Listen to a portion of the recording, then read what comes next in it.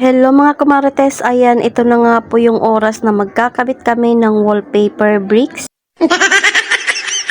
Kung makikita nyo nga kumarites ay yung semento nga po namin ay wala pang palitada. Totoo bang hindi dumidikit ang wallpaper bricks sa ganitong semento? Kung sulit ba ang wallpaper bricks pag ganito nga po yung inyong pader? Buti na lang talaga yung nabili ko nga pong wallpaper bricks ay madikit nga po sa ganitong semento. Hindi nga po siya kagaya sa binili namin dati na manipis at hindi nga po madikit sa semento. Siyempre maganda nga po yung lapat, tinatanggal na nga rin po ni Jowa yung mga nakaumbok. Walis tambo na nga lang po yung ginamit niya kumarites dahil yung mga gamit niya nga po ay nasa trabaho niya. Maganda nga po sana yung gagamitin nga po dito sa baba ay gray, kaso nga po wala silang available. Ang available nga lang po na kulay doon ay pink at green. Tapos black nga po. Pag gagamit ka nga nito kumarites ay kailangan mo mag-ingat na hindi madikitan yung mga dapat hindi mo lagyan. Dahil sa sobrang dikit nga po nito mahihirapan ka na nga pong tanggalin. Kaya mas maganda kung ganito pa nga po yung semento mo ay pwede ka pang gumamit nitong wall brick. Pero pag may palitadan na nga po yan or makinis na, mahihirapan ka nga pong magtanggal. Isang piraso nga pong dumikit doon sa pininturahan ni Jowa na drawer ay talaga namang hindi na namin natanggal yung iba. Kaya masasabi ko sa inyo kumarites, dumidikit nga po ito sa pader na hindi pa finish. Ang pangit kasi sa pader na ganito ay magkakalaglagan nga po yung mga alikabok nila. Minsan nga po malalaki pang bato. Kaya mas maganda nga pong may wallpaper bricks or hindi kaya mayroong kurtina ang ganitong pader. Para hindi nga po magkalat yung alikabok sa bahay natin. Meron nga pong nag-comment na ang ganitong wallpaper bricks nga po pag ginamit mo sa pader ay pwede nga pong pamahayan ng ahas at ng mga ulihipan. Pag ganito nga po kadikit na wallpaper bricks kumarites ay mahihirapan silang pumasok. Ang piraso nga po yung nasirang wallpaper bricks kumarites dahil napadikit nga po sila sa isa't isa. Nung pinaghiwalay nga po namin ay hindi talaga pwede dahil nasisira na siya sa sobrang dikit. O siya kagaya sa binili namin dati na pag dinikit nga po sa ganitong pader ay parang wala lang. Ang namin gamitan iyon ng Tampax, pero itong nabilan nga po namin ng shop ay maswerte kami dahil sobrang dikit po talaga ng wallpaper nila. At ang ganda nga rin po ng cut dahil pantay-pantay nga po ito. Meron nga pong nagsabi na pag maliit nga po na size ang bibilhin mo ay hindi nga po pantay-pantay yung pagkakat. Merong maliit, merong malaki at meron din tabingi. Mapapansin nyo nga kumarites, itong nabili nga po naming wallpaper ay sobrang pantay nga po nila. Meron mang hindi pantay ay siguro mga nasa 2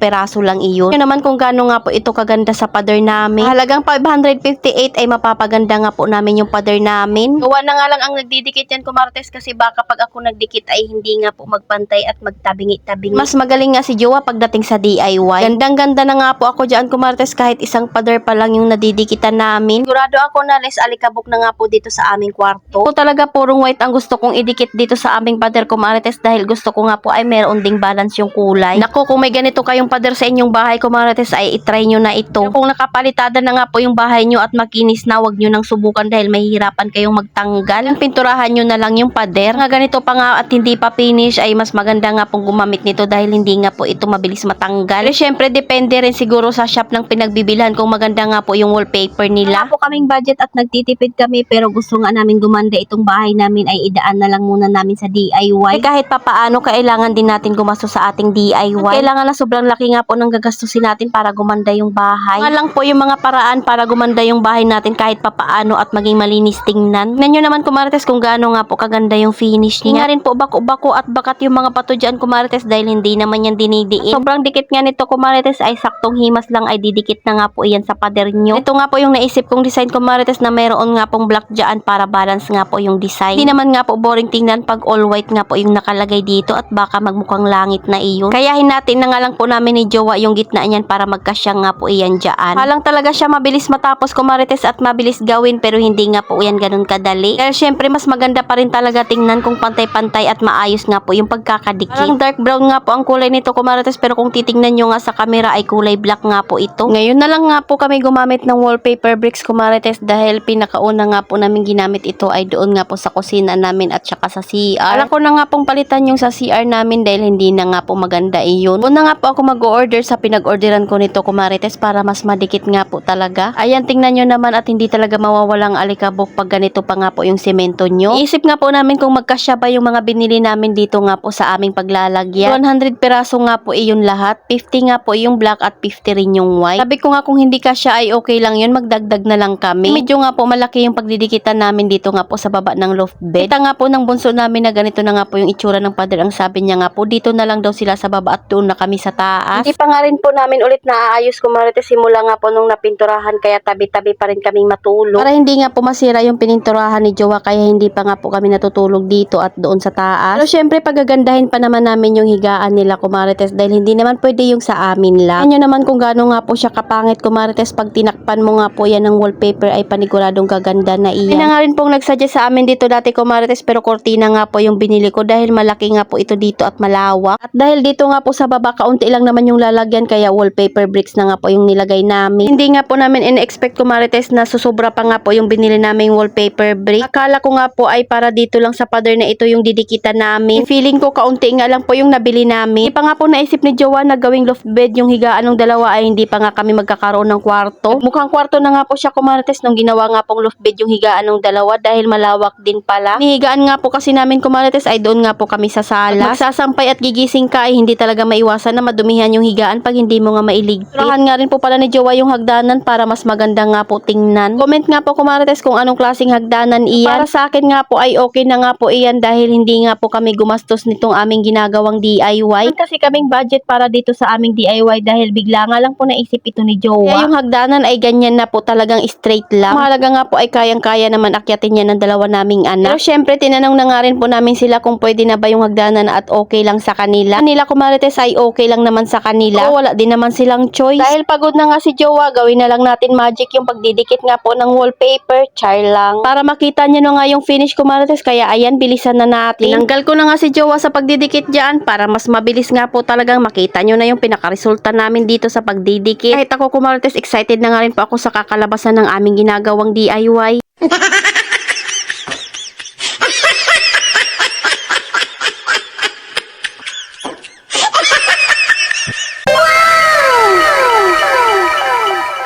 Ayan, at ang ganda na nga po tingnan Marites, kaya sa kabilang side naman nga po kami dahil akala nga po namin hindi magkakasya yung aming wall brick. Kaya sabi nga po namin ay tapusin na nga po hanggang sa kabilang side. Marites, pakita ko nga po muna sa inyo yung before. At syempre ito na nga po yung after nating magdikit ng wallpaper bricks. 100 na piraso nga po yung binili ko Marites, pero hindi nga po iyon naubos. Pero tingnan nyo naman, ang ganda na nga po tingnan dito. Kung pwede lang talaga madaliin yung pag-deliver sa akin ng mga in-order ko para nga po dito sa aming bahay. Excited na nga rin po ako mag-house tour at ipapakita ko nga po sa inyo yung buo naming bahay Marites. Sayin ko lang po na makompleto nga po yung mga in-order ko. Salamat sa panonood Marites. Follow for more. God bless us. At sana i-share nyo na nga rin po itong aking video. Lalagay din po pala ako ng link nung shop ng pinagbilhan ko nga po ng mga wallpaper bricks. Marami nga rin po silang pilian doon na wallpaper design. Mga nyo nga kung paano ko ayusin itong aming kwarto.